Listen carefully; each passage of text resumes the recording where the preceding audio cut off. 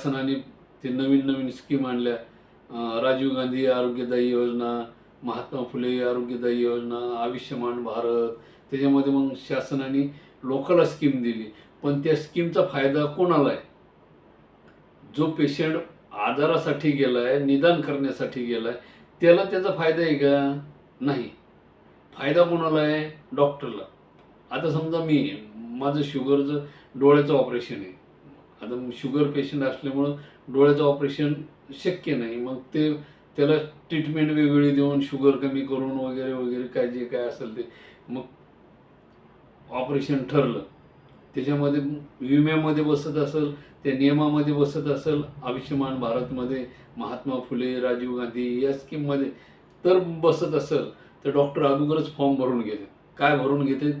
की तुमचं ऑपरेशन आम्ही करत आहोत. तुमचा जिथं 20,000 खर्च येतोय तिथं 80,000 खर्च दाखवायचा, पैसे काढून घ्यायचे. मग माझं म्हणणं आहे, माझ्यासारख्याला ठीक आहे, माझी परिस्थिती ठीक आहे, पण एखादा गरीब असेल, त्याच्याकडे आयुष्यमान भारत असेल, महात्मा फुले असेल, राजीव गांधी असेल, त्याची ऑपरेशन करण्याची ऐपत नाही. त्याला या सगळ्या गोष्टी मिळाल्या, सुविधा मिळाली, ते विमा मिळाला, सगळ्या गोष्टी मिळाल्या. परंतु डॉक्टरांनी त्याच्या 20,000च्या ऐवजी 80,000 रुपये त्याच्या खात्यातून काढून घेतले. नंतरचा त्याला खाण्यासाठी काय? खाण्यासाठी कुठून आणायचे पैसे? त्याच्या खात्यावर काय? हे सगळंच लिहून घेतात. त्या पेशंटला खाण्यासाठी काय? त्याचा उदरनिर्वाह कसा चालायचा? तो 2 ते 2.5 महिने घरामध्ये बसणार, तर मग त्याला आणून कोण देणार? त्याच्याजवळ स्रोतच नसेल काही उत्पन्नाचा. तर मग ह्या विम्यातून जे पैसे डॉक्टर लोकांनी काढलेले, तर मग याला खाण्यासाठी त्या पैशाचा उपयोग काय होणार?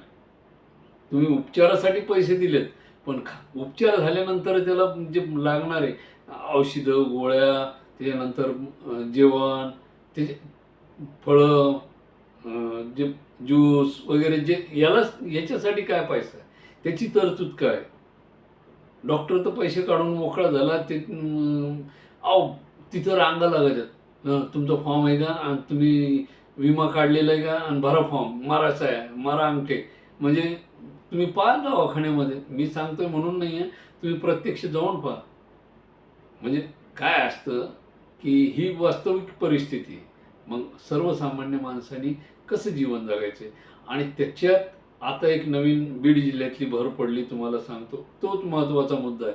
हा तर मी मुद्दा सांगितला आहे, पण बीड जिल्ह्यातला महत्त्वाचा मुद्दा आहे